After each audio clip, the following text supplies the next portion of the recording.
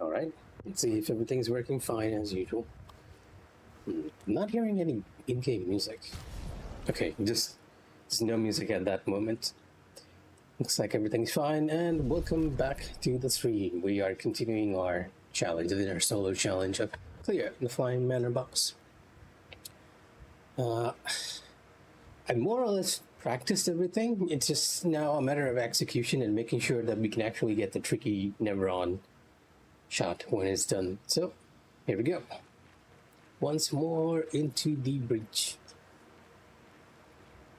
Oh, that was such an you could see the NPC spawn and move in. It's kind of funny.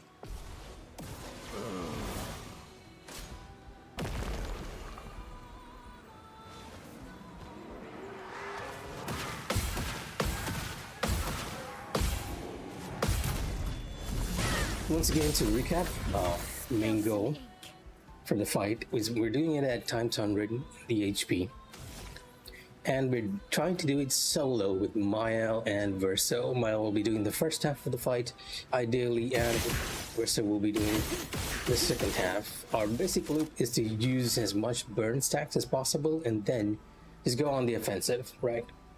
So I'm also gonna reduce Mael's health in order to give her a buff, and that's our basic setup for the fight. Everything else comes down to execution, really.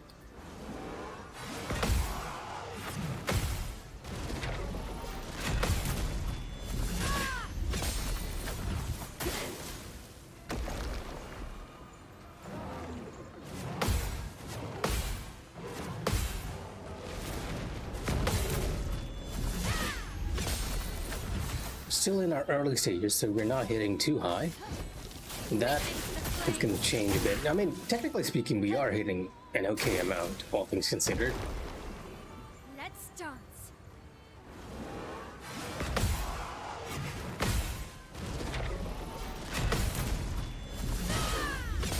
Yep. All things considered, since she has 100 times health.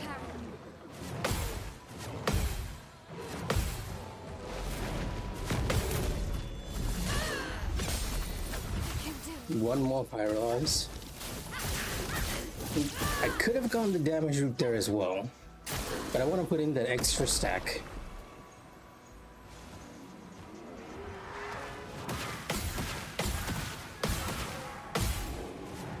That extra stack just because we're going to spend one turn buffing Mael.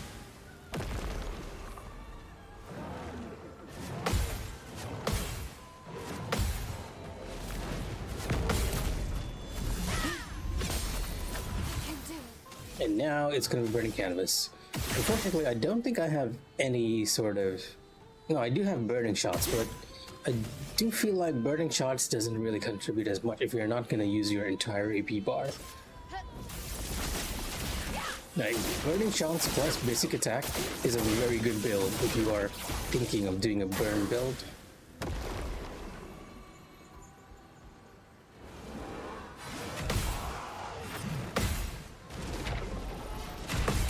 Honestly, I kind of need to find a way to farm Lumina.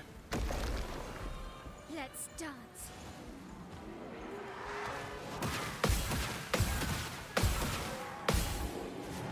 Just because having the extra Lumina is actually going to come in really, really handy. Like, there are so many skills that I want to use, but I haven't been able to use because I did not have enough Lumina points. So it's been very much a choose what you think is going to maximize your damage as much as you can with your limited points. Yeah, I think we did kind of a good job there, right? Okay.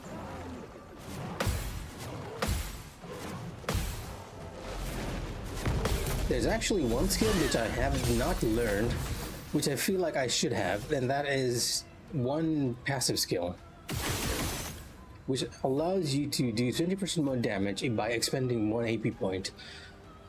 I did not learn it because I felt like it was a very useless skill, but in hindsight, it might have been better to just learn it. And technically speaking, I could go out and learn it, but I don't want to do it until we finish the fight on times 100. Like, anything which increases damage seems very useful in this game.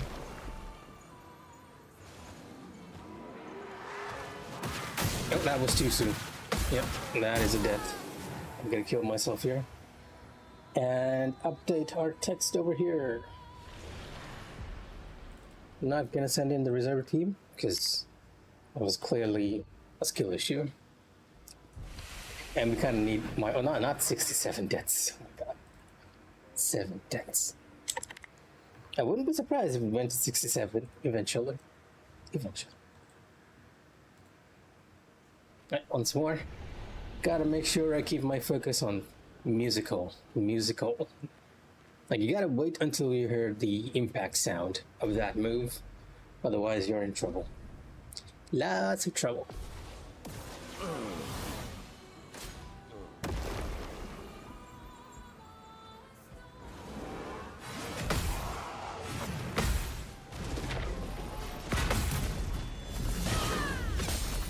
Time to hit big. Let's get a dock.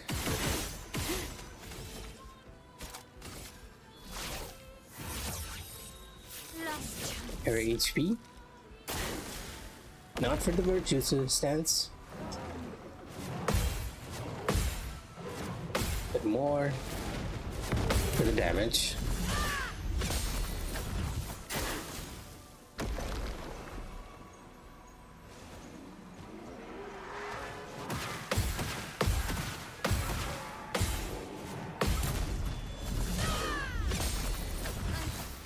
Okay.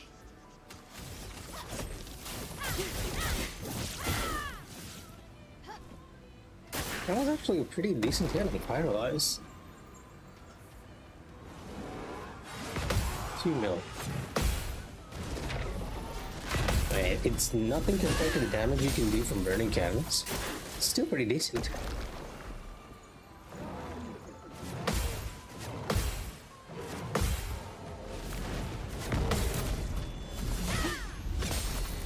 Dance begins.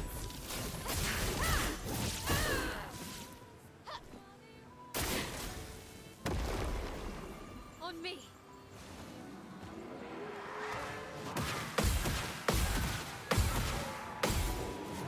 The real challenge will be coming on in phase 2 when we face the Agile Neverons. Oh. And I jinxed myself, I swear to God.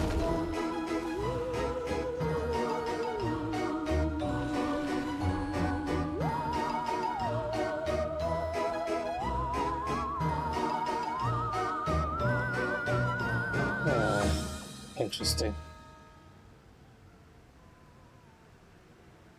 Not what I was expecting. I'm gonna guess you're our bot that's asking me to add you on Discord. So, sorry, I need to add this to the rules, so I'm gonna apologize for doing this over here, but I'm gonna lock you for now, from the chat at least. Well, technically you are a bot. So I think that is the first time I've actually had the follow sound on stream. Completely unexpected.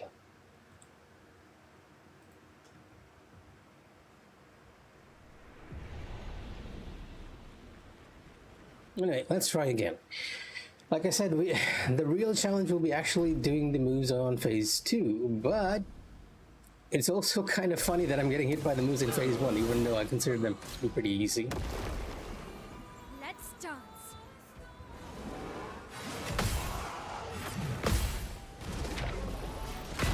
The difficult part in streaming, you know? Like when you're streaming, you're dividing your attention between everything. So you're more likely or more prone to make mistakes, which is unfortunate. But I guess we can consider that a challenge in itself.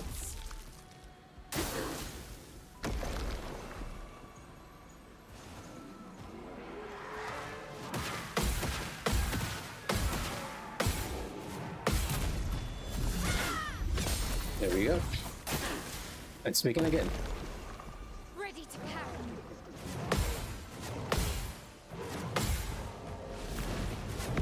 And of all things to get hit by, not to be the creepy move. I can understand musical, but creepy. It is the easiest. It is the one with the easiest tell.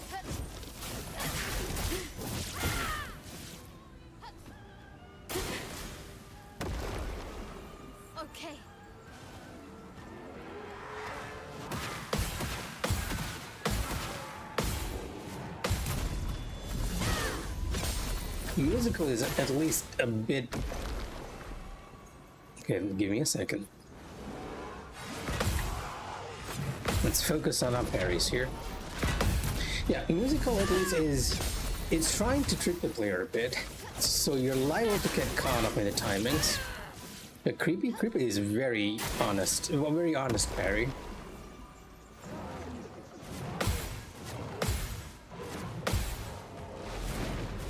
Except for the last hit, because most of those attacks, the moment you see the hand moves, you're free to parry. On me. The last one, however, you gotta wait.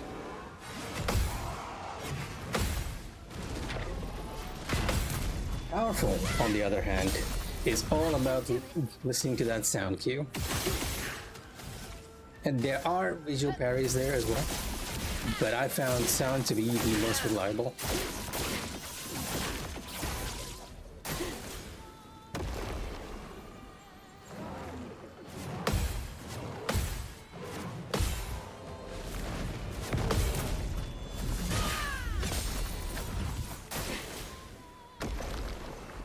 Ready to parry.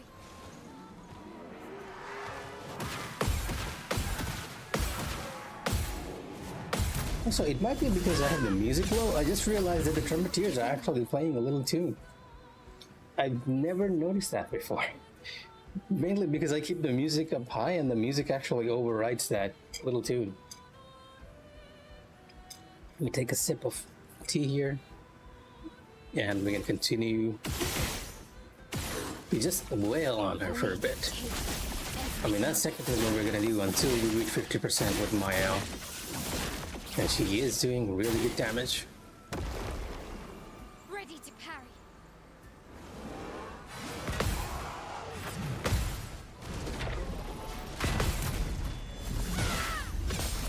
I can do it. That is the indication that my buff has run out.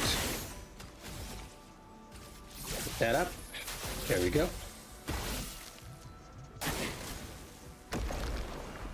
Ready to parry.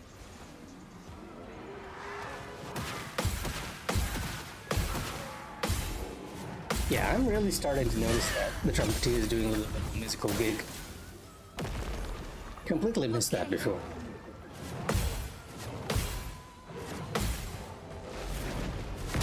Oh, what?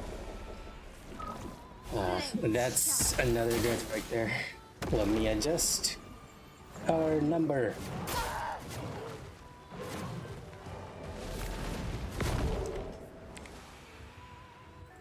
Consistency. We need to improve our consistency.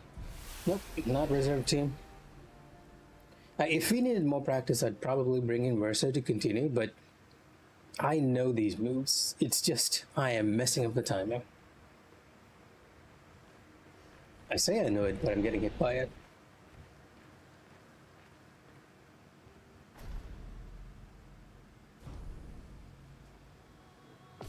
Also, I just realized that my noise cancellation is switched off again. Let me adjust that after this parry.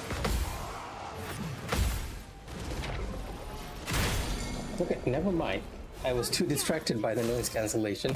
I'm still gonna count that as a death. Still gonna adjust that.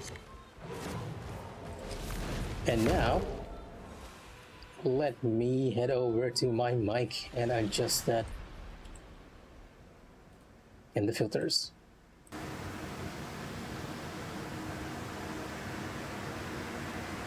It's taking a lot of... I didn't even realize it. There is actually a lot of noise in here.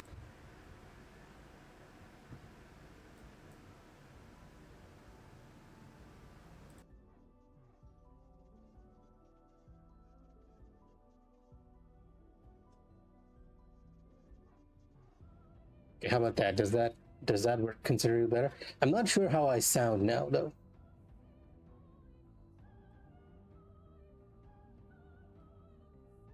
Because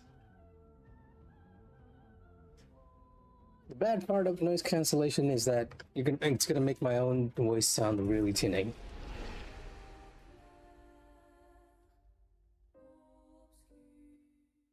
Alright, 10 deaths. A lot of deaths to phase 1, which we should really not be doing.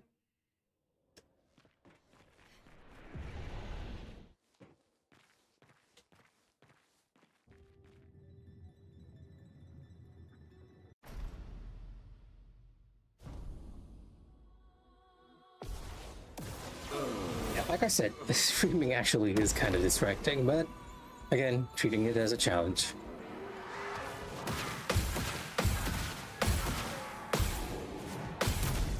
There we go. Let's get back to the swing of things. Make sure we can actually do this properly without missing a beat. Lost chance. Should really put this on the first slot, right? Because we are using it quite a bit.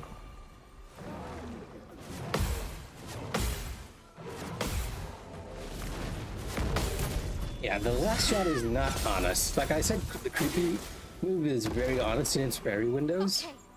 but that last move is dishonest. Because it kind of gives you the feeling it's going to hit you when it's running straight at you and then jumping up, but it's not going to attack you until it comes down.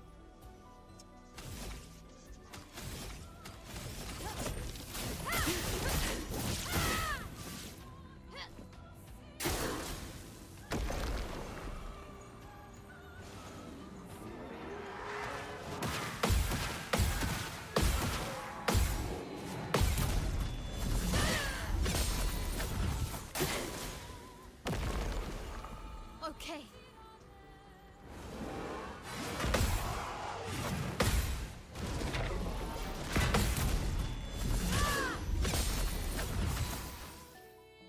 I will. It's just that I don't quite have control at the moment.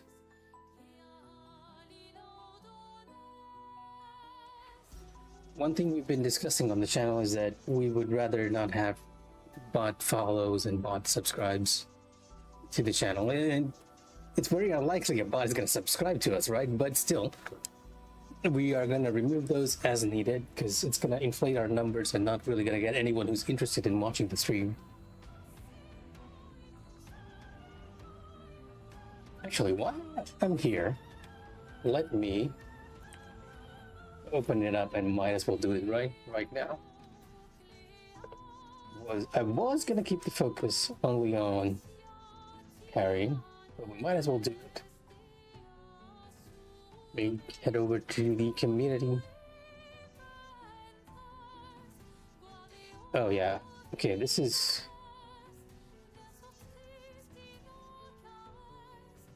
I'll have to check this out, because I do believe you cannot ban a follower, even if they should not be able to respond to any chat now, though. You cannot. That's the problem. Like, if it was that easy, I would have. I can add them to the block list, that's why you're not seeing it on chat anymore.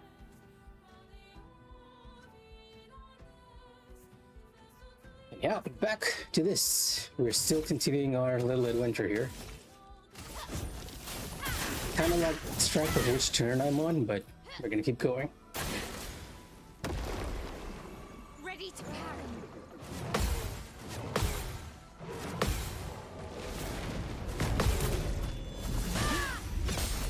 140. I'm actually be a little higher on the burn stacks here.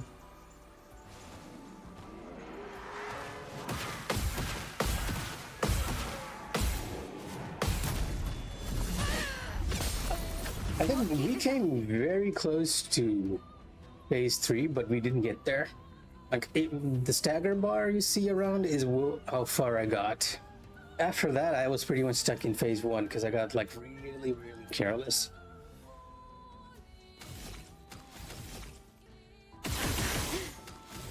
And phase 3 end is actually the one that I'm most concerned about.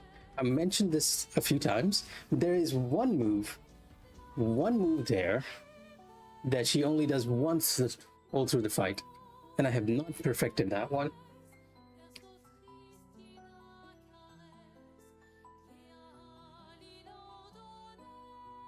Oh, I'm not sure what you mean. If you mean the yellow bar, yes, the yellow bar does reset. No, that was just, it was more a skill issue. There's one move that she does in phase 2 called Agile, and I really need to lock into that one to use the terminology of you younger people out there. Boy, take Like, a moment's hesitation is enough to kill me on Agile. I can't survive one hit, but then technically we're failing the challenge. Okay. because we have shields, which I'm sort of using as a damage buff, which will allow us to survive one hit. It might look like I have 9 shields, but the truth is, I have a buff that gives me damage instead, and one hit will actually remove all those 9 shields. The little shield icon you see above Miles, below Miles' portrait.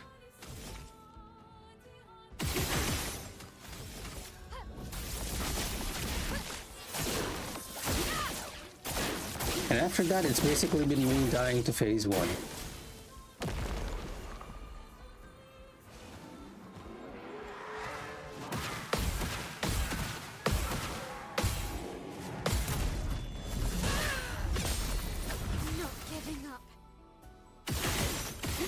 Get our buff upon ourselves again.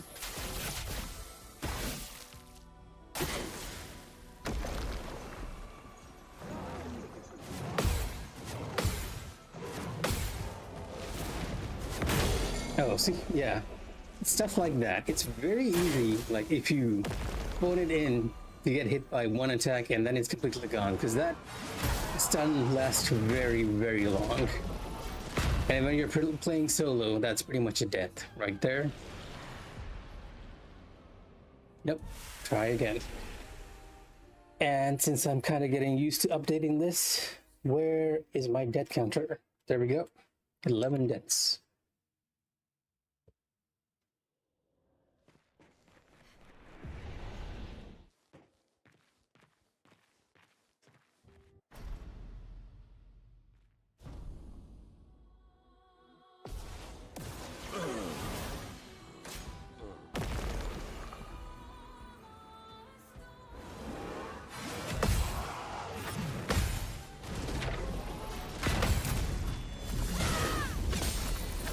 I actually had the counter up when we were doing Gold 2 during the finals stuff, but I was only counting the phase 2 deaths because we were so underpowered by limiting our damage. It took us a good 30 minutes to get to phase 2.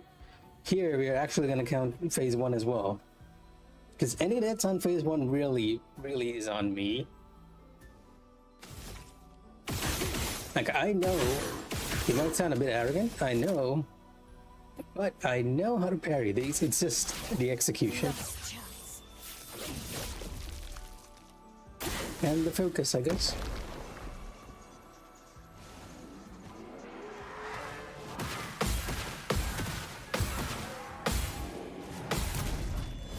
You really need to be strict on your timing.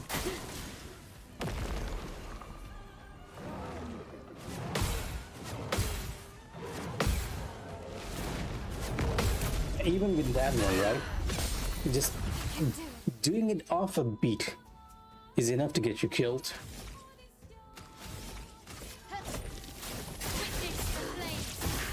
But you learn from your mistakes.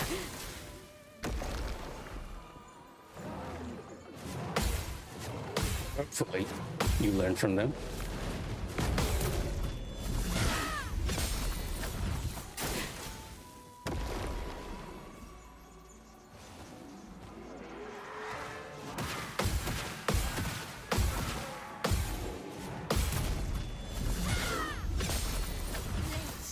Do I want to do one more stack? Yeah, let's do one more stack. And then we're gonna do damage all throughout. Stopping only for the buff.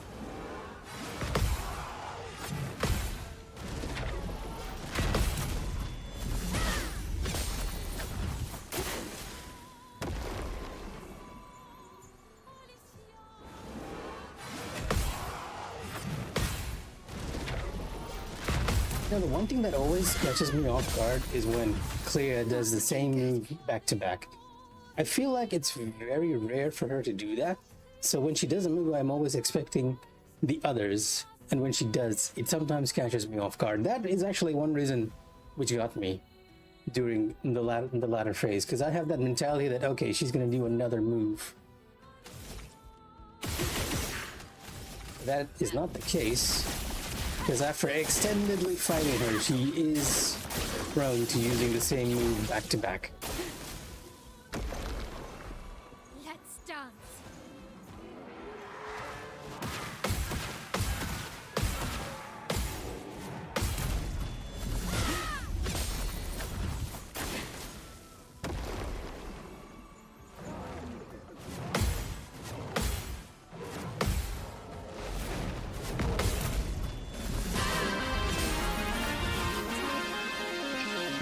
I'm not sure. I'm not sure why you're giving me a Witcher pose here. To answer your question, Kelix, 10 mil damage. Okay, I see. Well, we've been doing 10 mil damage for a while. To answer your question, Kelix, she actually has more than 3 patterns. It's just that what pattern depends on which phase we're on. Insofar as I can tell, she has 6, 7, 8 patterns total. During phase 1, she uses the 3 that you see now, which is musical, powerful, and what is that last one? Musical, powerful, and creepy. Yeah, musical, powerful, and creepy. Yes. During phase 3, she has 6. And the reason for that is she is combining her phase 1 and phase 2 moves during phase 3, along with that one unique move. So she has a total of 7 patterns during the final phase. But other than that, for each phase, she has 3 moves that she uses. Correct, King. So I have 1 HP because I have a buff that gives me like, I think 50% more damage, or is it 30% more damage? I have to check when we die. When my health is below 10%. And I've actually used a move called Last Chance, which reduces my health just to get that buff at the start of the fight. Because the idea is that we're going to try and do it as low as possible and be as perfect as possible. You can see that the rest of my party members are dead as well, right? Because we're doing it solo here. And correct, it is very much a red tier stone tactic.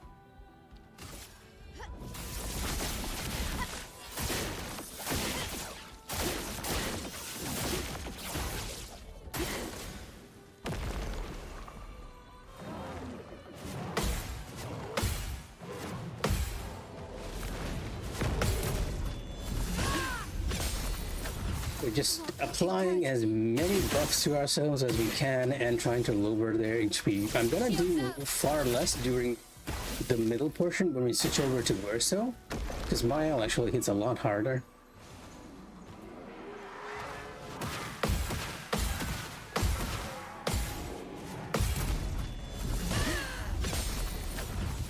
Then you could always start playing it again.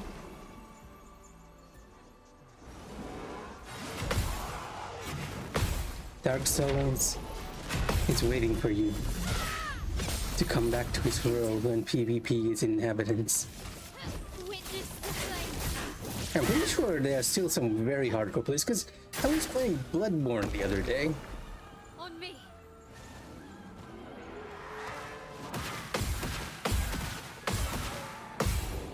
Sorry, needed to focus. I was playing Bloodborne the other day and I actually got invaded. I was really surprised that people were still playing. Like in the story.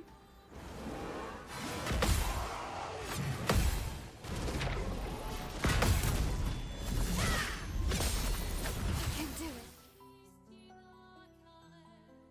it. Too bad Dark Souls doesn't have Freya to give you a hug, huh? Oh, well, Agni, you know me. I'm gonna keep trying until we get it. We're challenging ourselves to go solo with times 100 HP for the boss. It's gonna take a while for me to get it down. You can think of it like a raid.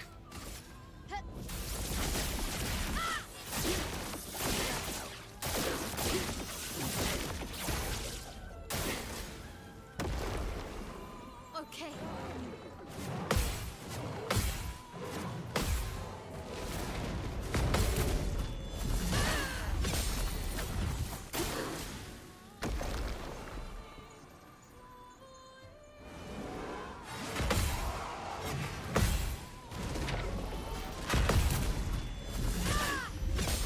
With one eye closed. Unfortunately, I'm not streaming my face, so I can. And I mean, this is challenging enough, right? Right? I mean, she has at times 100 health and we're doing it with only one character. Water Magician? Are you talking about you know what, I'm not sure what you're talking about. Are you talking about Water Magicians In fiction or the anime? Oh, the anime. I have not watched the anime yet, but I have read a few chapters in the manga. I think it's very interesting. And you know me, I love water spells. Water and ice spells are my thing. Oh, wait, are you talking about Isha? Wait, that one? Rudius? Because there is another manga about a specific water magician.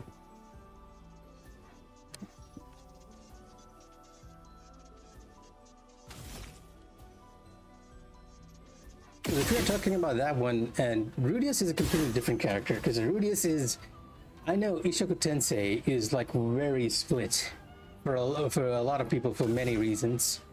Void. I personally like it, but it has its very creepy moments to you, right? Okay.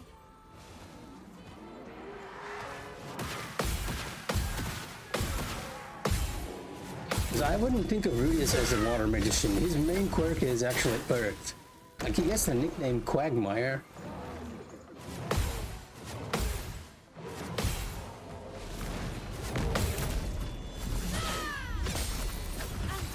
Yeah, that was the one I'm thinking of, King. Like, yeah, if it's the water one, I haven't watched it yet. I've actually been, believe it or not, the last few days I've been rewatching the entirety of Log Horizon because I just felt like going back to that one. And I am on the final season, the Destruction of the Round Table, like in the middle of it. So I have not watched anything. Sorry about that, Agni. Like, I keep mentioning this as well. I really need to disable Nightbot.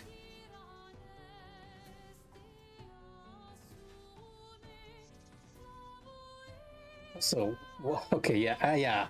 It's even showing us a promotion we had on the stream some time back. And so we kind of need to disable that one. But no, I have not watched Water Magician yet. I have read a few of the chapters. I think it's interesting, but the problem is that it's again a very standard isekai template, right? It's a power fantasy. So what separates the power fantasy anime from the others usually comes down to how good they're doing the magic and how good they're doing the animation. And yes, that's one of the reasons why I kept reading the manga, because I felt like the application of how he was using water was very interesting. It's like the healing one, right? Because that healing anime, even though it was, I don't think it was so good to watch, the way he used healing magic was very interesting. And it's the same case with the water magician one. Like, he's using water in ways that you traditionally did not think of. A lazy life. I can't deny. Okay, that I can't deny. Yes, that's a different anime, King, but yes. The reason, I don't think that anime is as good, but I do find the use of his healing magic that way very interesting. That's the whole reason I watched that one. It fell into very tropey, tropey sense later on, so it wasn't as good for me, but how he used that magic was very, very intriguing.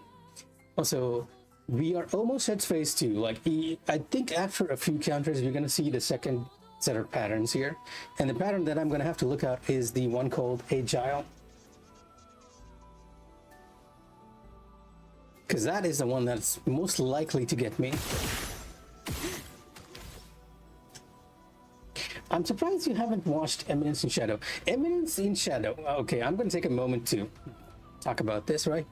Eminence in Shadow is a show that takes all the tropes in isekai power fantasy and completely ramps it up to 200%. And somehow, it is extremely entertaining to watch. Not only that, it has some really good animated sequences as well. Because they are treating all the tropes as jokes, it works extremely well. which is usually not the case since other shows try to play this straight, right? But because they are ramping it up to levels of absurdity with the main character, it works really well. It is a fun watch. Ah, that is unfortunate because I actually really like it. The humor in that one is absolute top notch. If you can watch it, then that's perfectly fine. I can understand. It has a slow start.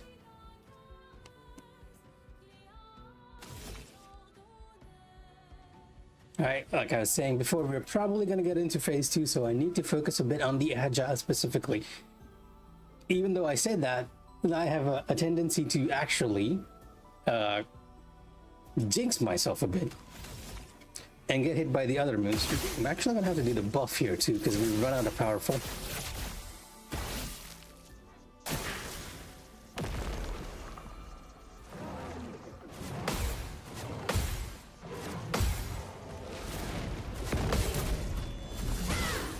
Yeah, very likely. Maybe not on this turn, but the next one. Oh, okay, we already in.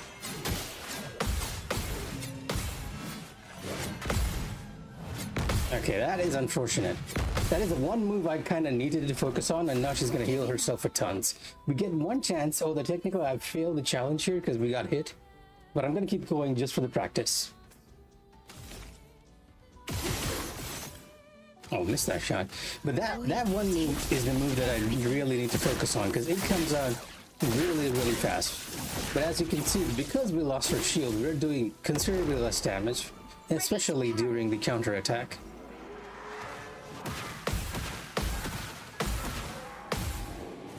Like her average counter attack used to be 10, but now it's around 4. Spill some ink.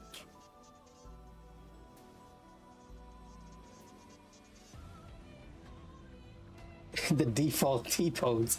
She's waving her arms around, you know, she's actually almost doing the contact one.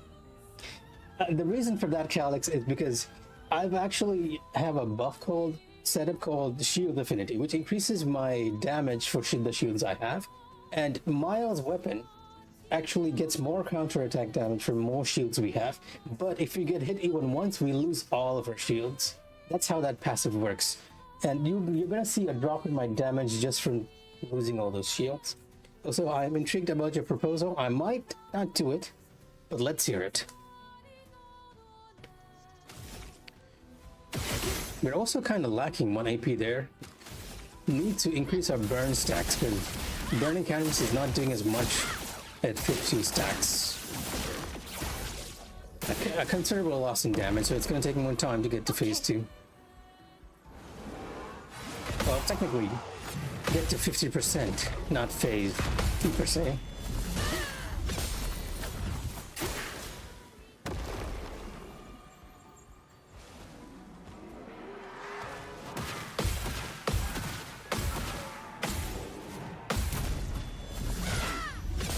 Yeah, the biggest loss in our DPS actually comes from the counter attack because stacking 9 shields on Mile gives her a huge boost on counter attacks. Can stack up the burns here for a bit.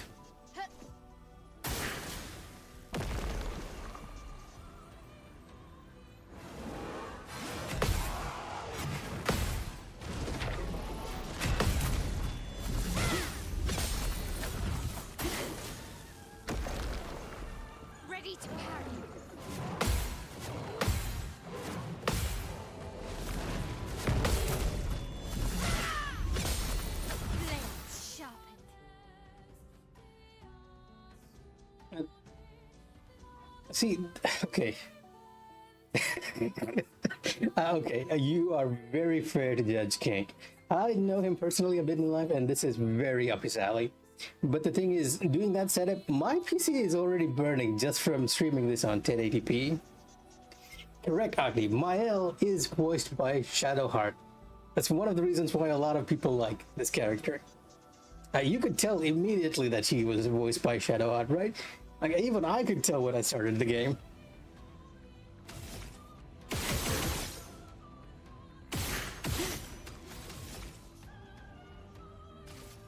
I mean, we could also do it so that it shocks you when you're doing your Final Fantasy 14 streams, right? When you're raiding. And we could make it so that it shocks you whenever you swear. I think that is a better proposal. Shields up. Especially during Ramadan, right? Or when you're fasting. Like each time you swear on stream, we're gonna shock you. It shouldn't be it. Uh, I'm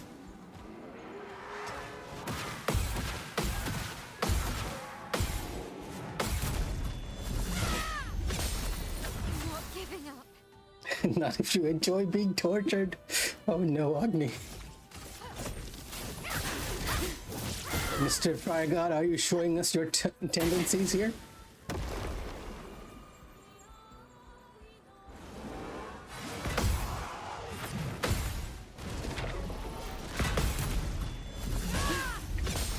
Okay, probably phase 2 move here. Okay.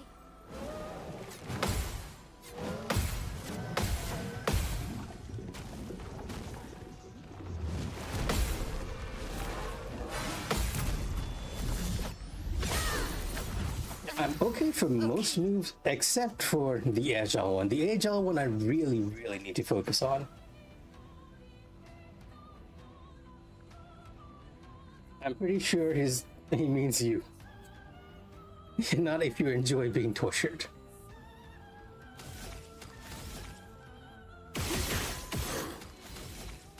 Void, take everything. Yeah, our time for getting to 50% is just considerably longer now.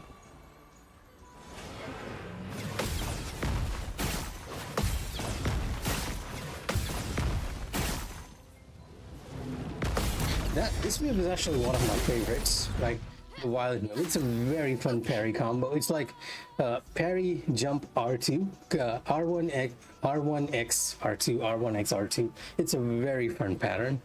Whenever I get that one, I'm so happy. It's also the easiest to parry. Kind of lacking AP though. The speed differential is catching up. Luckily, burning canvas is still doing a decent amount of damage.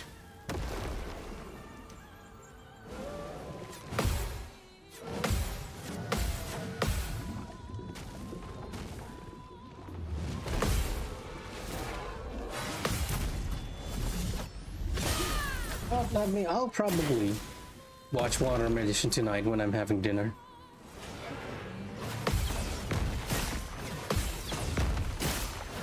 I'll be honest, I didn't even know they made an anime for Water Magician.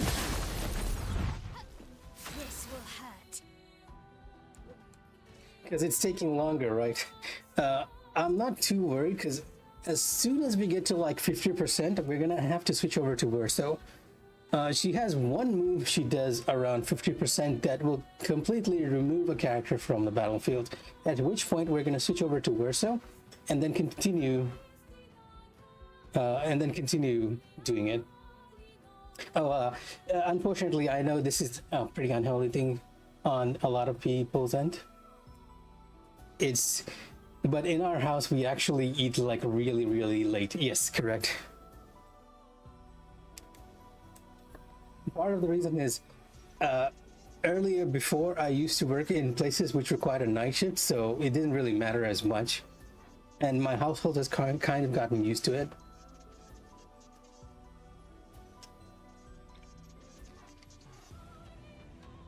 I mean, there's no shame in liking isekai. I like a good isekai myself. As long as it's not too tropey. Like, there were a couple of isekai the previous season that I was like, I think I'm gonna drop this. Like, the aristocrat one was one. Surprisingly, one isekai I watched was a shoujo one. The two pair of Frick Saintus one, which turned out to be pretty good, all things considered. So I wouldn't toss away an isekai just because it gets a bad rap most of the time.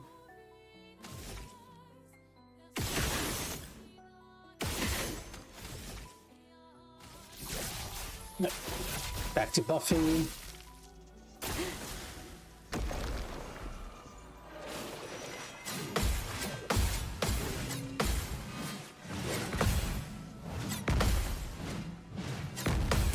Yeah, that one move you really need to focus on because it comes out really quick. On me.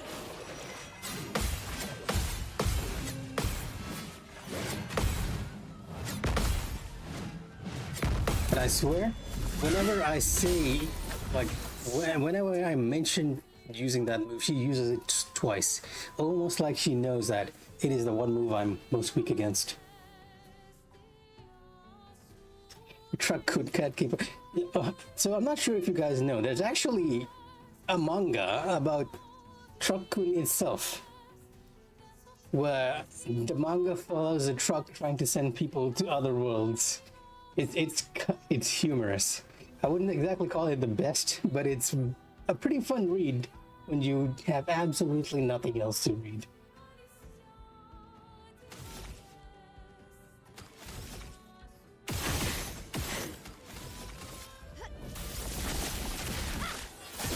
Might be low to AP. Can't use Paralyze on the next one. Might get lucky with Violent. Who knows? Oh, there we go.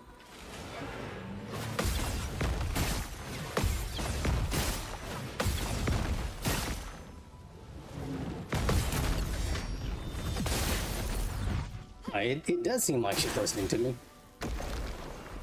On me.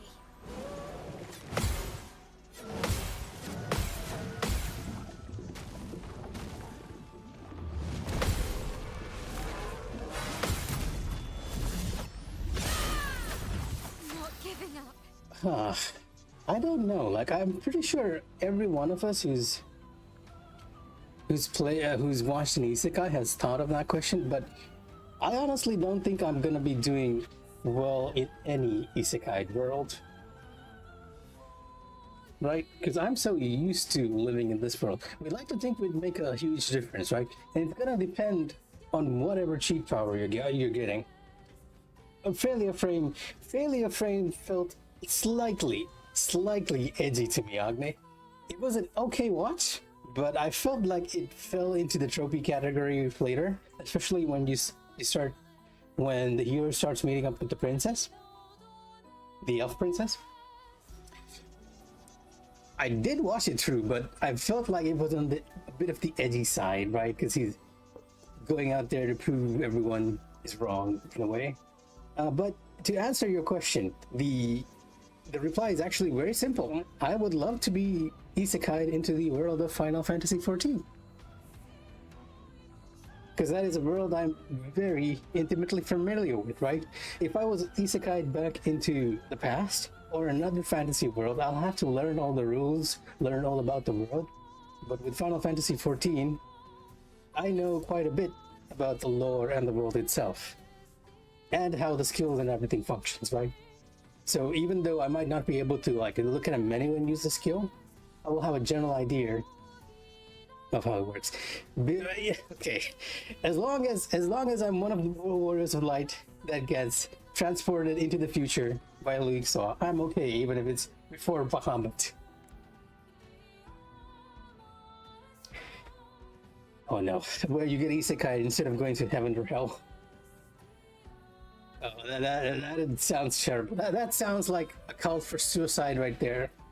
Yeah, I think it happens. It's happening even now, right? Some people trying to kill themselves thinking they're getting isekai'd, which is unfortunate.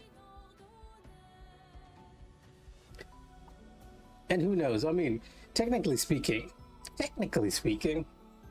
if you conform to the beliefs of heaven and hell, because I don't know who else is watching out there, if you conform to the beliefs of heaven and hell, you are being isekai'd to either paradise or hell. You can consider it that way. Just, you're not restarting your life completely.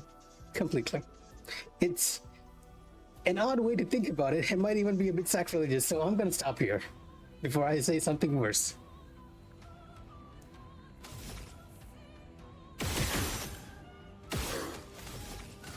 Void, And we are everything. gonna try and see if we can get to the 50% mark, where we're gonna be replaced by Verso.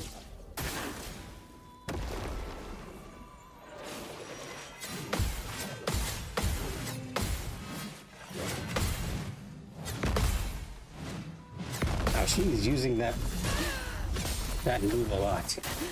A lot. Okay.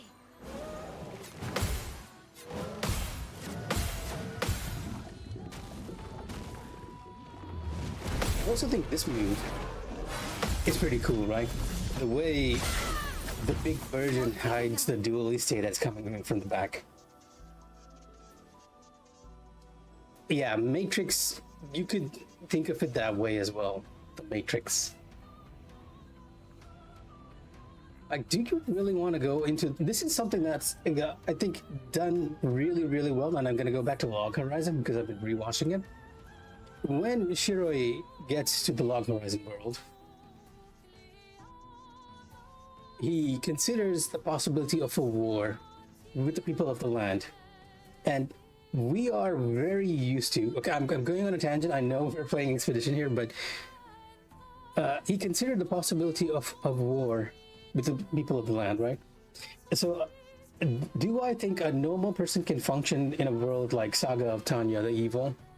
I feel like Tanya, the main character, is actually shown to be like very, very, for a lack of a better term, alpha oriented, right? And that's one of the reasons why he manages so well in that mindset, because you really need to be decisive and a bit cruel in your decisions there. And I don't think it's a world like that is for everyone. Like, when you consider that to something like Log Horizon, the implications of war is much more important.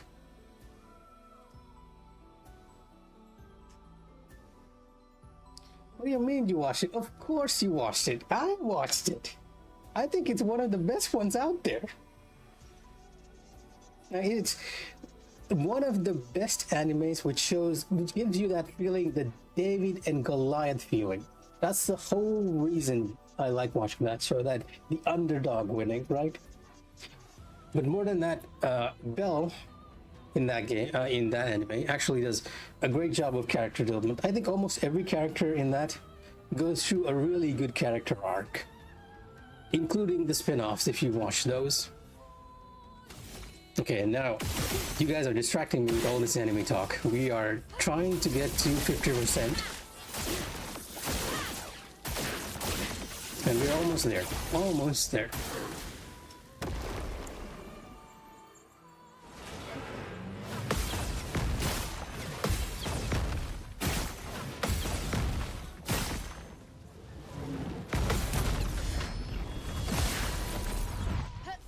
Yes, the Sylphie arc was great.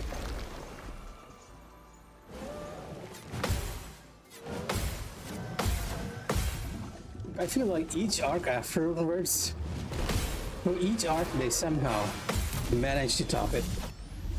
Like, even after that arc, when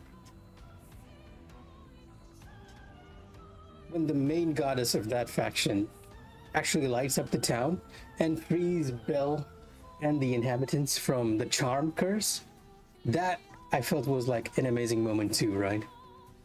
Like, they do such a good job of combining the music and the hype moments, so it's really a really fun watch. I'm not sure if anyone else feels that way though. Like, I might just be fanboying it over it myself. Now we are going to be replaced by Verso in a sec. We've reached 50%, right? So she's going to do a deep attack. But the deep attack is actually a variation, and that variation is going to take Mael out of play, and we're going to send in the reserve team where Verso is the one we're going to play solo. Thankfully, that means we're going to be doing much more damage, but we still need to be a lot more careful. So I am going to send off Mael with as much damage here as possible, which is not going to be too much because we do not have the powerful buff, right? Void, take everything. We're only going to do a paltry, well, not too bad, 11 mil damage. Let's start. And at this point, Mael is removed from the board. There is no way to dodge or jump out of this one. And we're going to send in Verso. I mean, fair, but it's also fun to kind of have the same interests as your friends, right? Like I really like Is It Safe to Pick Up Girls at Dungeons as well. But a lot of people will equally find it kind of creepy because of just for the naming sense, right? And a lot of isekai anime are really divisive in that sense because a lot of them yes, I did well, it kind of depends, right? Like if you are a female and watching it, it's kind of awkward because of the way they dress the characters. Like you do not want to be watching that in any way where well, you know what I mean, right? It's the same with it. That said, I do believe Is It Safe to Pick Up Girls at Dungeons is a bit of less divisive than something like Ishoku Tensei, which definitely has very, very creepy moments to it. Same with Goblin Slayer. Like that first episode was so divisive, right? And that alone should tell you everything. We're gonna switch over to Urso.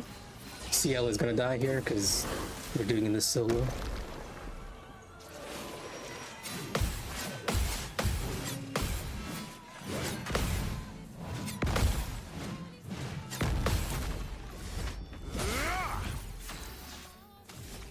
Yeah, like before, we're gonna lower versus HP because this weapon that Verso has, you can't get perfection unless your HP is like really, really low. I think it needs to be below 10%. So we're gonna lower his HP to 1, which gives us S rank immediately.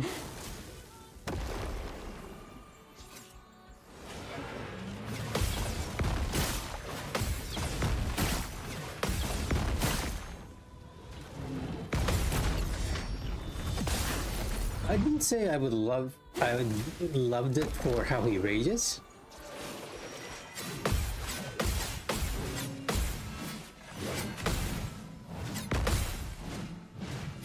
But I do love Goblin Slayer for the fact that it's very much based on Dungeons and Dragons, right? You've played a lot of D&D games yourself now, so you should be pretty familiar with this. But Goblin Slayer uses a lot. In fact, if you look at the interludes between each of the seasons, you'll actually see the gods of that anime using the characters as Dungeons and Dragons pieces. They'll be moving it along the board and throwing dices. And that concept to me is like really interesting, right? Again, whether it's a fantasy anime or an isekai anime, for me, a lot of it depends on how interesting the plot is and how well they're doing its systems. And in the case of Goblin Slayer, they're taking a look at how the D&D system is applied to a certain percentage of characters and how those characters can defy the odds, right? Because Goblin Slayer's whole gimmick, at least later on when you go deeper into the story, is that he has somehow the charisma to actually reverse or change the nitro. What do you mean it's democracy time? Why is it democracy?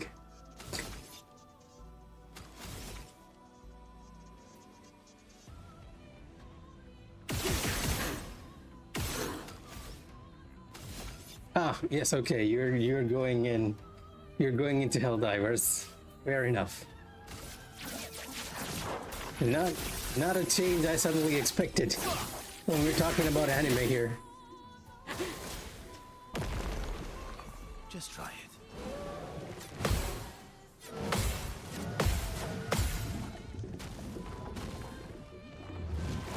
I still haven't gotten back into Helldivers after the first season. I think I'll improvise.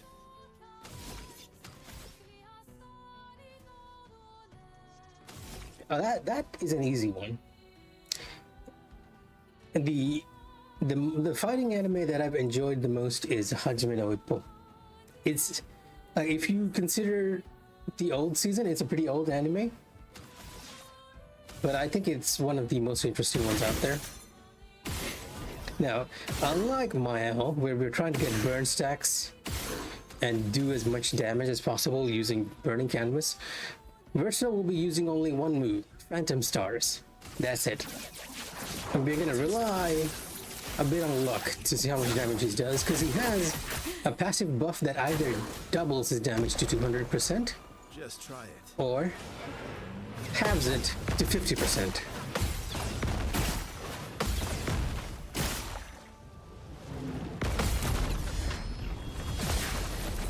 So you're gonna see him do like ridiculous amounts of damage sometimes, and then almost nothing the other times.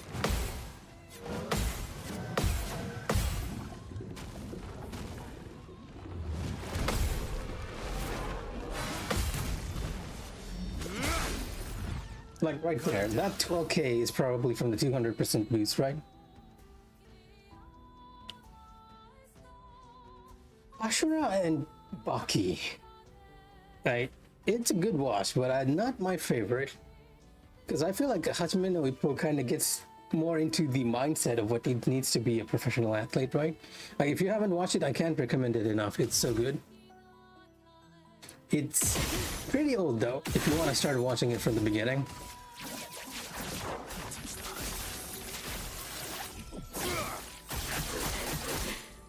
Okay, 10 million, not bad at all.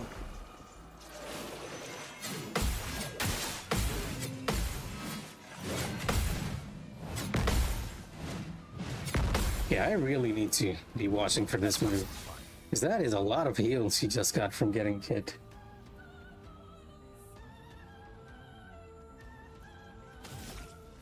The S in the character. So each character in this game has a mechanic, right? The first character that you saw on the screen, Mael, she has what is called a stance system. So she'll go through offensive stance, defensive stance, and then her damage stance, which is called Virtuoso. I've set it up so that she's constantly in Virtuoso. In the case of Verso, the more perfectly you play, he's like a Devil May Cry character, right? The more perfect you play without getting hit, the higher his rank and the more damage he does. Except I've also kind of altered his playstyle with this weapon. Specifically with this weapon, the lower the health he has, the higher his rank is. So as long as I don't get killed, he's gonna do great amount of damage. We lost the shields there, so he's gonna do 30% less, but he's still gonna do pretty decent damage even with this.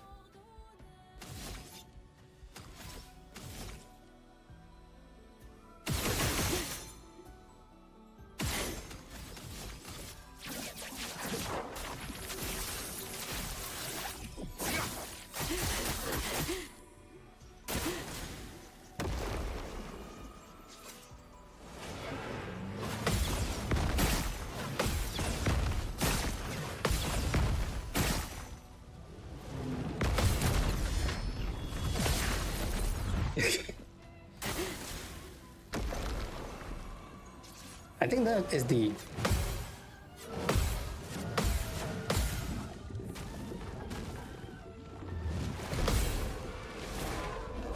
now, believe it or not, King, I've actually seen that same ad on your own channel. I do believe that's the Audible one, right? So, as I was saying before, Verso's whole gimmick is that he's kind of like a Devil May Cry character. The more perfectly you play him, the higher his rank, and the more damage he's gonna do. And some of his skills will actually cost less or do more damage when he's in S rank. Like you see the A's and the S's. So his rank will actually alter whatever he's getting over here.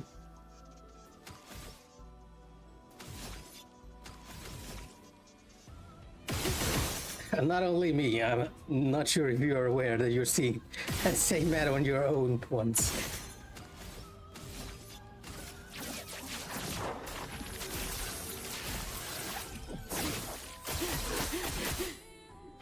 Only 8 mil. Losing the shields actually hurt us quite a bit. Okay, and that's the end of that one, unfortunately.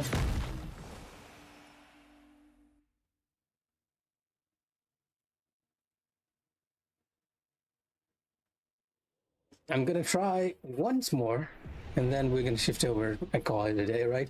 Because it's taking us a while to get to phase 2. We made it to, well, technically that was phase 2, mid, but we're gonna keep going for just a bit more. King changed colors.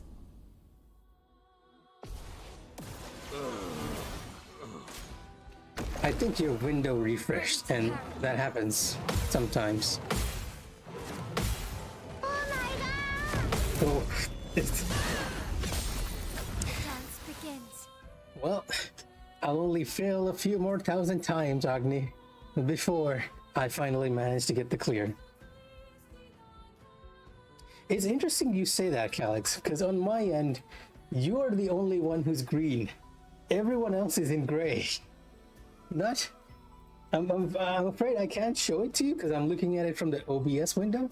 But yes, and this is what you were talking about before, Kink. Like you can see that we start with full HP, right? But I'm gonna do the same thing with this character as well. I'm gonna drop her HP to 1 just to get a damage buff.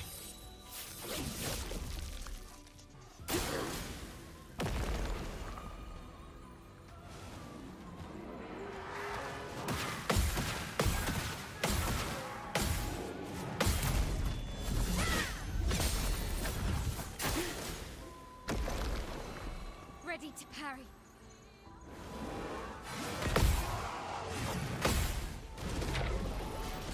It's always the agile one. You see, it's the agile one is the one that I really need to perfect in order for us to do this consistently.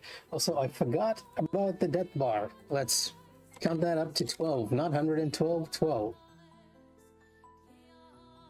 There we go. Witness the flame. We're gonna go through this a bit more quickly. Let's see if we can get back to phase 2.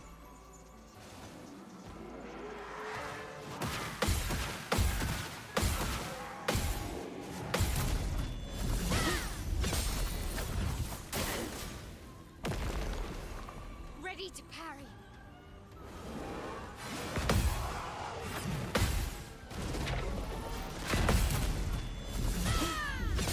I would actually Sharpen. compare this more to the redstone ring, right?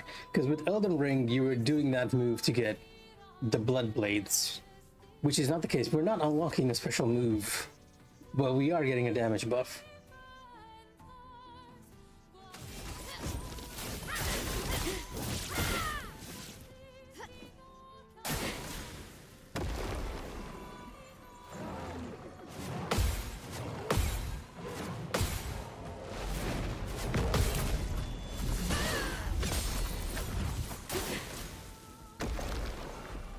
Let's start. Focus a bit here.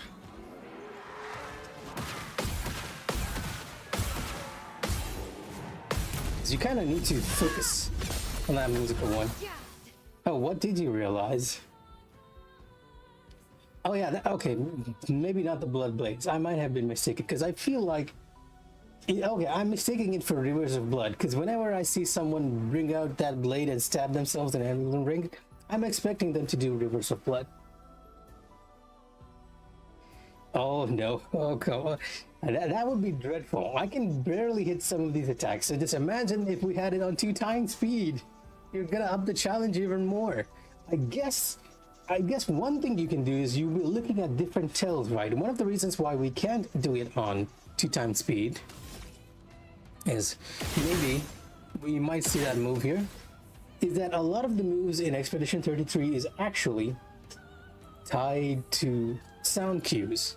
Like I know, I mean, I don't know, I am personally looking for the sound cue during the powerful move, for example, when we're parrying. Take everything. And you guys might hear it, the little shing they do when they're using their weapons during the powerful move. We might see it if we're lucky.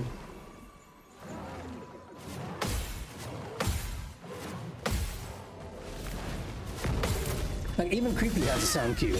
It's the sound you're hearing, but it's very notable during powerful. Yeah, this one. Listen to the shing sound. Yeah, that is a parry window. So that is why you can't quite do the 2 times 1 unless you alter the times 2 to give you a different one. Oh, is it? So I do not know. My only encounters with uh, blood setups in Elden Ring is from the opposite end, as from enemies. Because I've only played Faith and Intelligence on that so far. So far. Oh, so Agni here likes likes the turtle combo, the golden halberd with big shield. Yeah, getting past that is kind of difficult. If somebody appears invades me with a shield, I'm groaning as an intelligence character. Unless I have the hammer spell equipped or the blast spell equipped, it's very difficult to do that.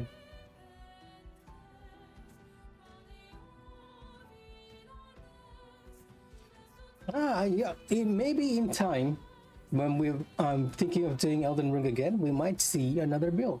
Because one of the fun parts of the Souls games is actually trying out different builds, right? I know, I played... personally, and this is between you all and me, my favorite Souls game is actually Demon Souls, not the other ones. I think Elden Ring comes a close second. No, not Elden Ring. Bloodborne comes a close second, and then Elden Ring. Sekiro is a completely different one, though. Not the remake. I have not played the remake yet. I do have it. I actually got it for very cheap over here, like 500 MVR. I was intending to play it. I gave the copy to a friend. I have not got it back. So maybe you guys might see a stream for Demon Souls remake in the future. It's more likely you're gonna see the Death Stranding 2 one, though.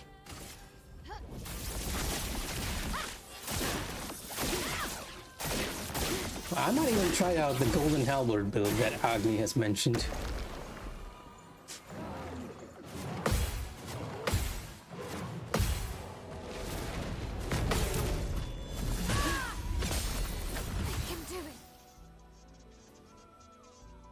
I mean, yeah, I love the original Death Stranding. I am gonna get it. The whole reason I haven't gotten Death Stranding is, as you might expect, because we're playing Expedition.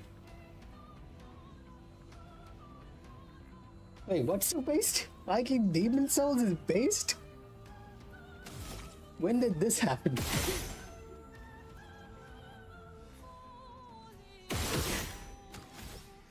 It's more like, believe it or not, Demon Souls was the first Souls game I've ever played. And I played it when I was over in Malaysia studying, right, for university. And that got me through a lot of nights, right? Just being able to play that one game. And I played it a heck ton back then. And there was nothing quite like it. It's the same with me and Final Fantasy VIII. I usually end up liking the first of the series of whatever I played. Among the Final Fantasies, the first one I played was 8, so it turns out to be my favorite, even though it's considered to be like not as good as the others, right?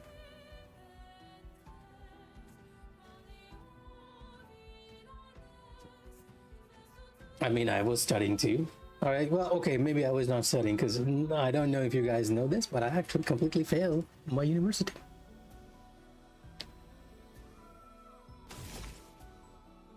A story for another time.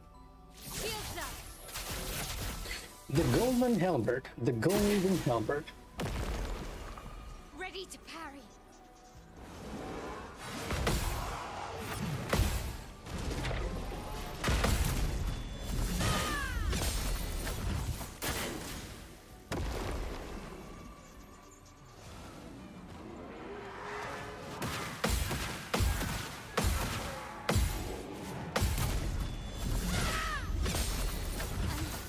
Okay.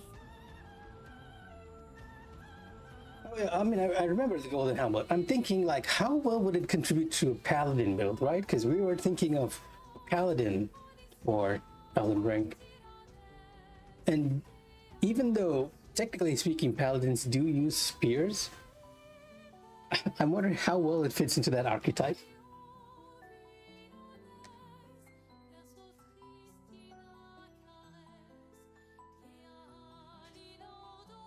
Oh, I'm a bit confused by what you mean you didn't expect the final few acts. And also, it's completely normal to be worried about your studies, especially if you're doing masters. You just need to focus on it. You've done pretty well so far, right, King? I know you've been studying a lot to actually get into your psychology field, and you mentioned a lot of frustrations to me, and you've managed to overcome them. I can see you doing the same for your masters as well. Like, have a bit of faith in yourself. You did it once, you can do it twice.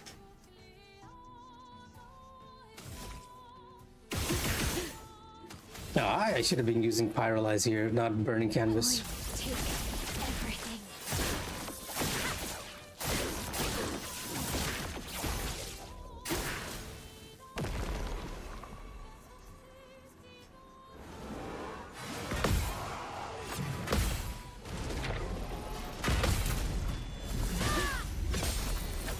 Oh god, not the finger tombstone.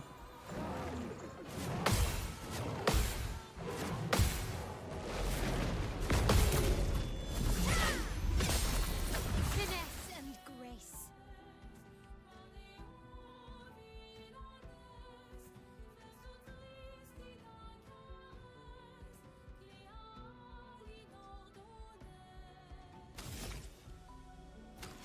I'm gonna put up a Pyrolyze stack here so that we can continue to increase it to 100. Not doing too much damage with burning canvas otherwise. The finger tombstone I feel like is kind of memed on, right? It's usually paired with the goat accessories to give you max poise. Oh wow, Nightbot is actually promoting that quite a bit, even though it really should not be. And yes,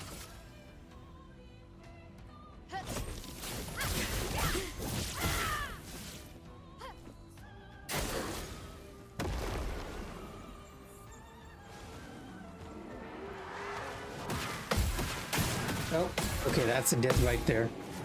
Like, I'm gonna die on the next turn, even if you parry it, because that burn is gonna kill me. I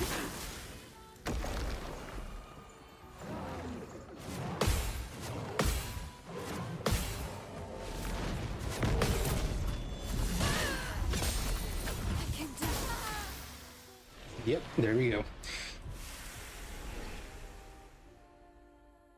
Oh no, you can't counter the burn. It's a status effect. Counter the flames. In a way, if you, I think the reason for FF8, there's been a lot of talk of FF8 over the years, and I feel like the final disc, a lot of content was cut, right? In a way, it's very similar to Expedition in that once you reach Act 3, you have a lot of places you can go.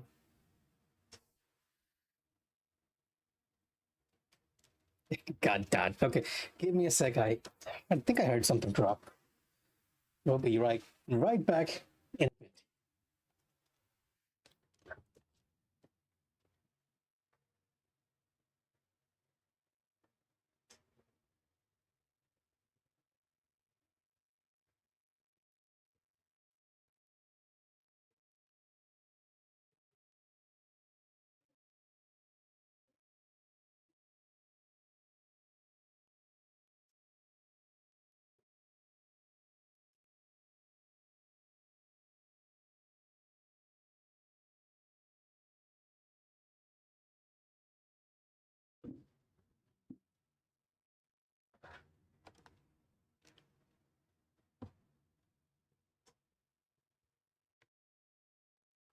All right, I'm back. Sorry about that. I heard something drop from the living room, so I had to go check what it was. And yes, I did get DOT. That is any attack in that fight. Any attack in that fight will give you a debuff. And we got hit by the one that actually hits with the burn. If you can get the three ones that can kill you are the burn, the ice, and the stun. If you get hit by any of the moves that do that, you are dead in that fight. There's no way to do it if you're soloing it. What fell was a can of luncheon meat.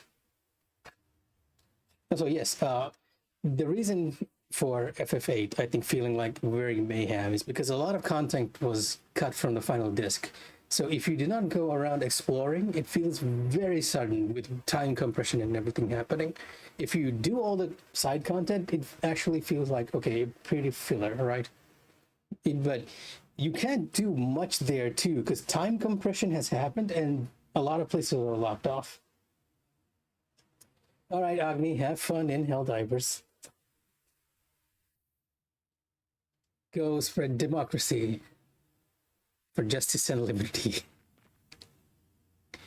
Also, since we were talking about the builds, to give you guys an idea of what's happening with the shields, since a lot of you are confused about what's happening there. This is the reason.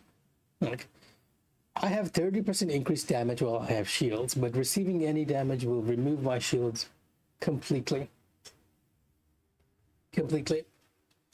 So that's why even if I have 9 shields, even if I have 1 shield, I'm going to get 30% damage. But if I get hit, I will lose each and every one of the shields. A full FF8 one. I don't know. I feel like you guys might get bored if you do such a long stream. FF8 is my favorite, right? And I wouldn't mind doing it, but I feel like it's gonna be a bit boring for you all just to see me, because the way I play is very much get all the spells to 99 as much as you can. Continuing what we're talking about the shields here, right? You can see that shield affinity applies even with 1 shield. The reason why Mile has 9 shields, however, is because of this. Her level 20 skill on this weapon gives you 50% increased damage per shield.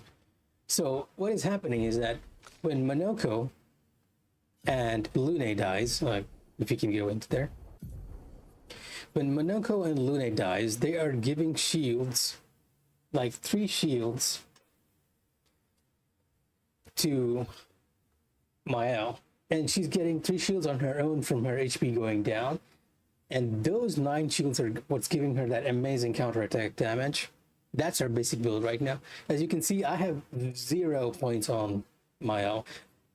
If I had more, I would actually put in so much more, like breaking burn, breaking shots, even mark shots. We do not have enough points for that.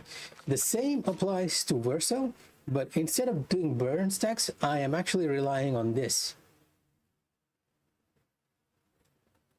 Like, this will either dock my damage to 50% or do 200% damage. This is the one that I've been using since very early on from Golgor, right? And it has been doing wonders for me. Oh, put it on a playlist when we're done, huh? Okay. Okay, now question is, do you guys want me talking over it, or do you just want me to just do a playthrough? Because part of the fun, part of the reason why I stream too is because we get to interact with you all, right? If I was doing this by myself, I will not be saying anything, and it's not as fun. The reason, even though sometimes it can like remove my focus, the whole reason I'm streaming is because it's fun to talk to you all. So yes, maybe not on the MN channel like King suggested. I might do it on my own personal channel. So we're going to do one more try here, although I don't think we have much time since I really should be stopping here. So we're going to do one more try and then we're going to call it for the night. Like, dying to phase 1 feels a bit icky.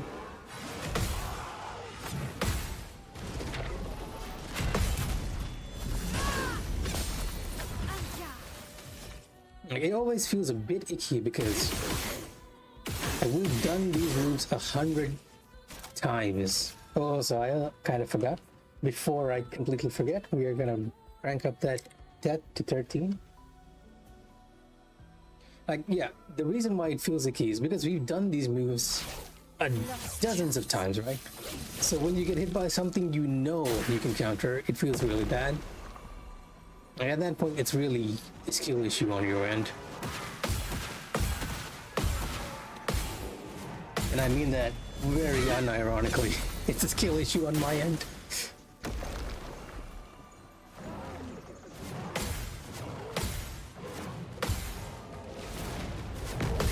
I should also track how far we've gotten, right? It's not as interesting if you guys don't know how far we managed to get on stream.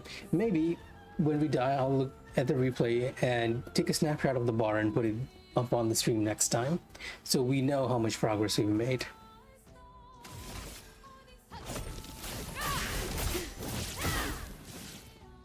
But yeah, now we're back at the beginning and doing that same loop all over again.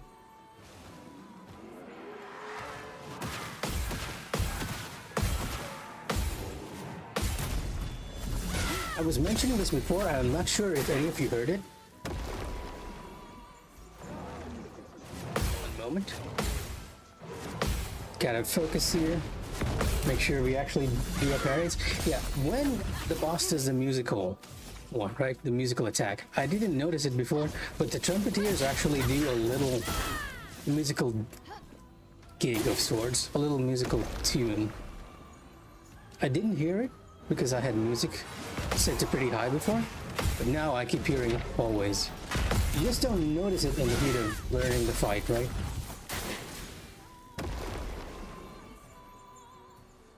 Oh, she's using it again.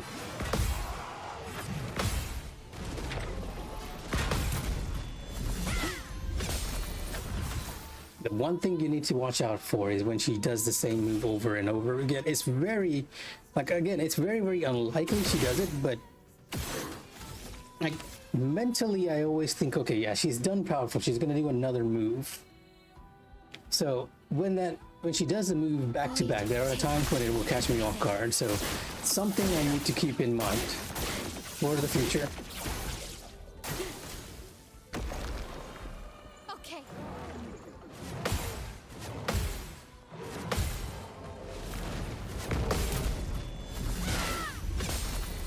Warming up. Let's dance.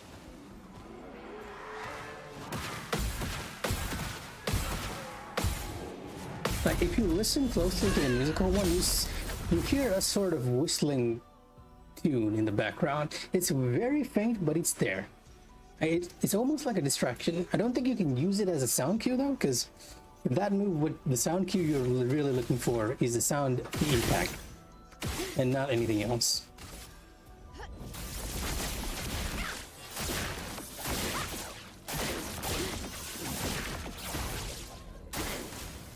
Decent damage, all things considered. Ready to parry.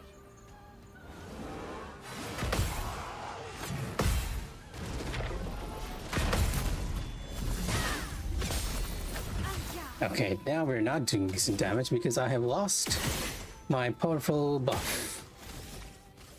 Gonna bring that back up and continue the loop which you all have seen so many times now. On me.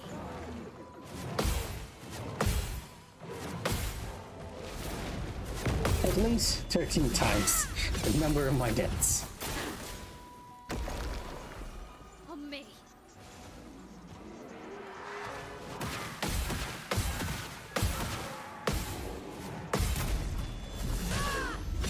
We're still a ways away from phase 2. Gonna re-up our stats here.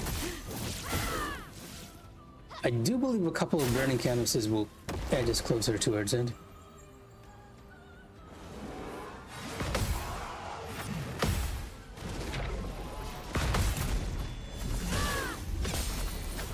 Okay, now we're doing decent counterattack damage. 10 mil.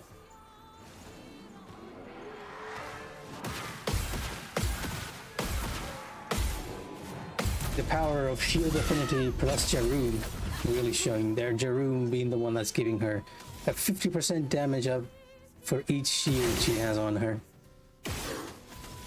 Void, take everything.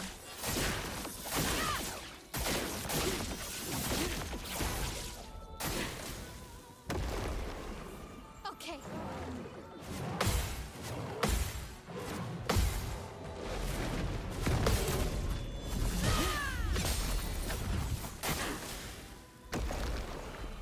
Ready to parry.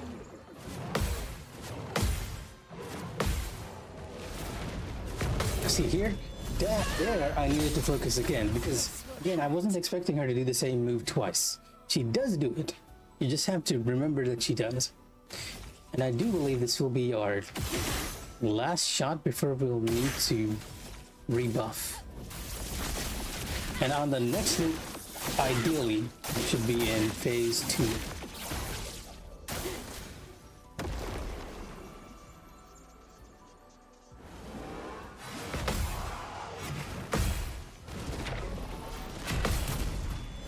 And the one move I'm gonna have to be looking out for during phase 2 will be the agile Nevrons.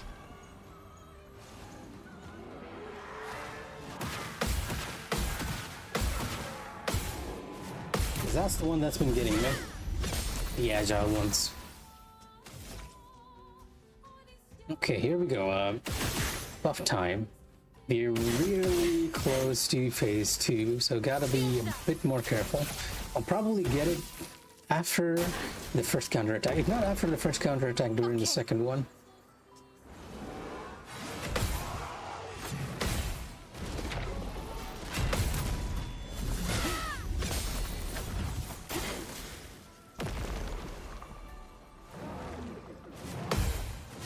Still in phase 1. Okay, yeah, now we're definitely gonna either get violent, agile, or deep. Each move you have to kind of be careful because it's very easy to mess up the timing. Like, that goes without saying, right? Of course. But the one move that you really need to be careful on is agile.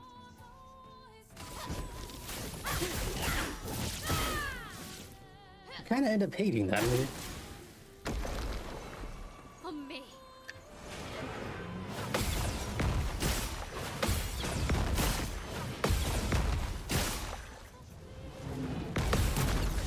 Wild, I feel like is a bit more fun to deal with. Okay. It's a very fun pattern to learn.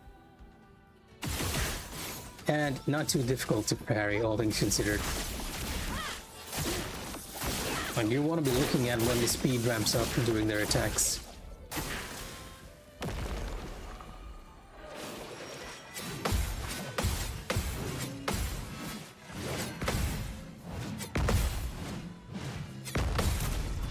There we go. The one move I'm always worried about is that one. And she can use it back to back.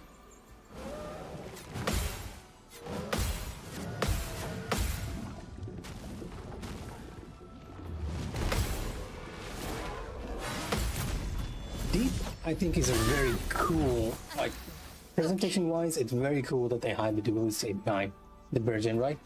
It's not too difficult to parry, but it is very easy to miss the timing for. Mainly because the initial ones are actually some pretty slow parries, right? You're gonna have to wait a bit for the first 2 hits. So it's easy to miss time. And I always kind of feel like kicking myself when that happens. Oh, well, okay, Mile 20 mil. 20 mil is very good damage. Okay.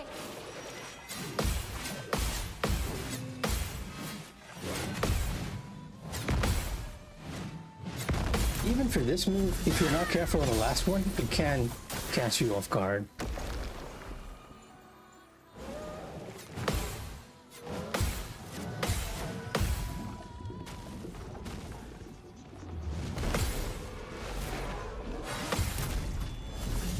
Like, hiding the dualiste behind the Virgin is such a cinematic choice, right? Like, that's something you would see during a cutscene or something. Here's up.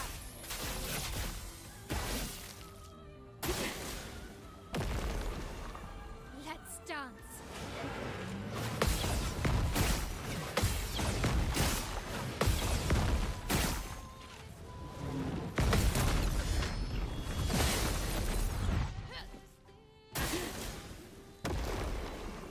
On me.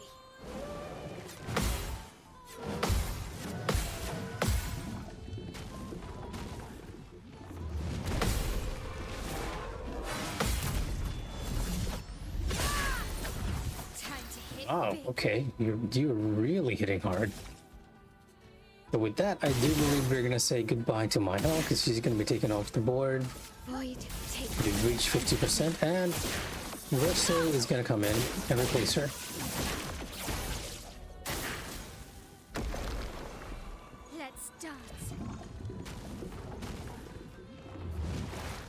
really wonder if there's a way to avoid that one. Like, insofar as I know, in the actual Virgin fight, you're actually gonna stun the enemy to release the person that's being eaten, right? But here, I do not know if there's a way to avoid that.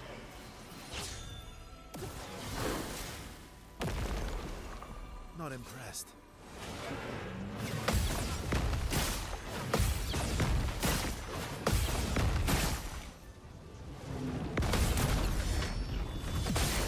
Welcome back.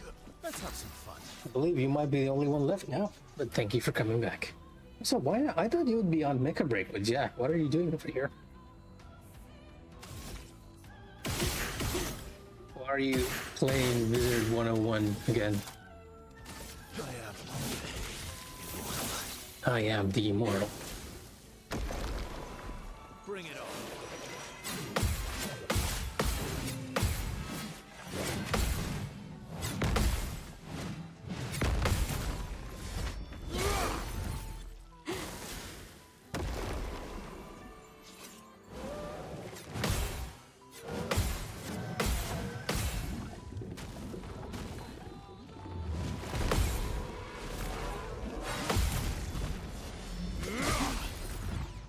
Maximum damage.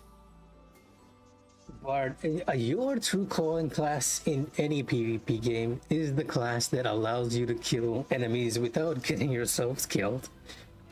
I know that's what's happened to Walke as well. Like back when Warrior was so powerful, he used to play it all the time.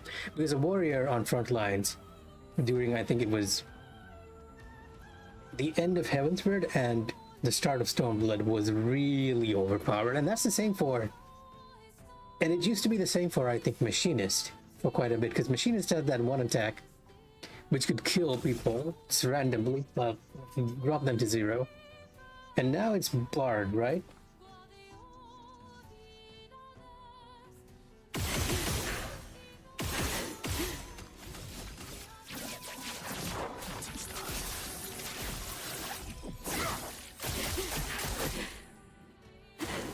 No, I'm not saying war is bad now.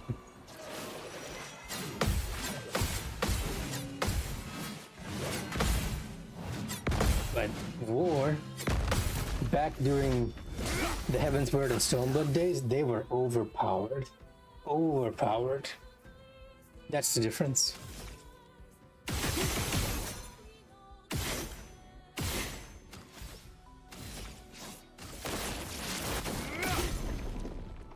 Ready to strike.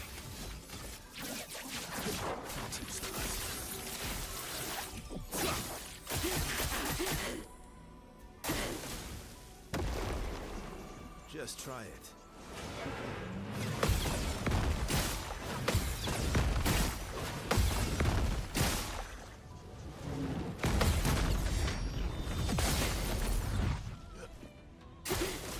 And that's what I mean. You like classes that allow you to safely kill people.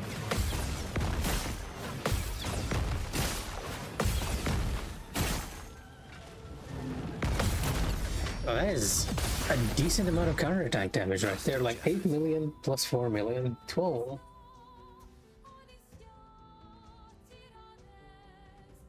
I mean, as long as you're enjoying playing Bard, who am I to try and stop you, right? See, okay, going back to what I was talking about with war, by the way. Right now, like you said, wars need to learn when to disengage, because once their buffs are gone, you're in trouble. Back then, you could not kill a war even without their buffs, because the way it rotated was that even without their buffs, they could survive very, very long. Incredibly long. Unless a team was specifically focusing down a war, it was very difficult to take them down.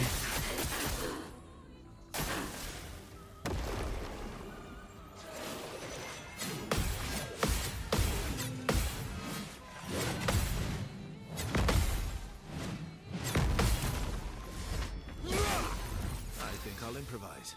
No worries, take your time.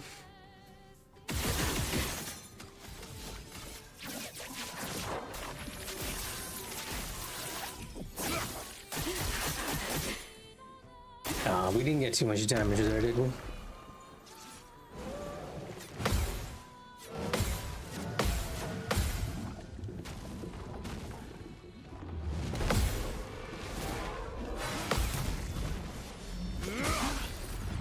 Oh, wow. Okay. 18, 19? Oh well.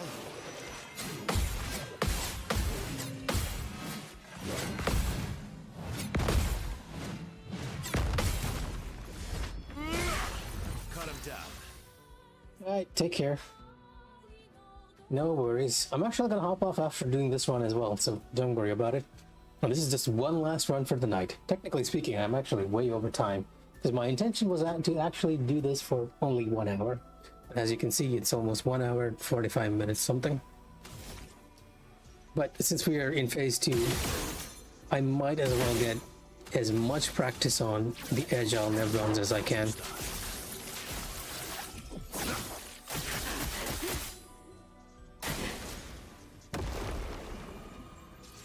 Oh, we're actually in phase 3.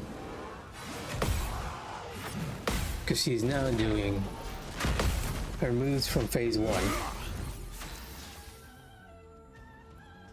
The one move that I need to be careful on doing phase 3 is called Tricky. She only does it once, so you don't really get many chances to practice it. I've managed to do it on 50 times 50, but I kind of consider that like completely to be luck. Not skill, but luck over there. You might even see it if you survive a few more rounds, because once you get to phase 3, she will use it just once. And it seems very randomly too, like she'll just randomly use it during phase 3. Alright, this time, gonna lower it to 3, because we are out of powerful. Let's apply this back up.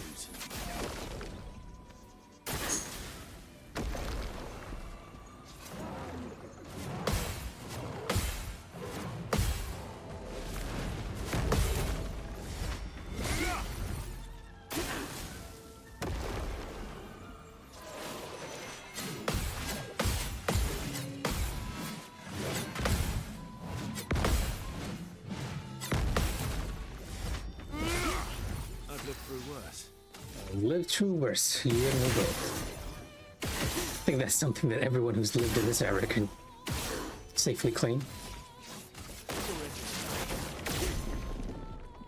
I think I'll improvise. I mean, technically we are already improvising here, with our reliance on roulette.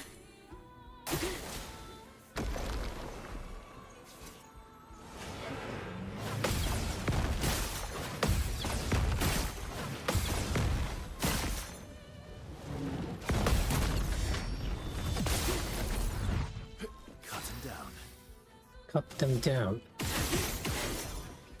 That is what we are trying to do here, Verso. Well, technically, that's what you are trying to do with Phantom Stars.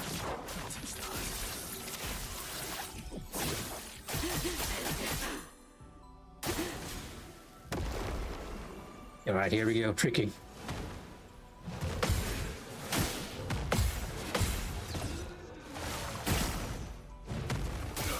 Yep.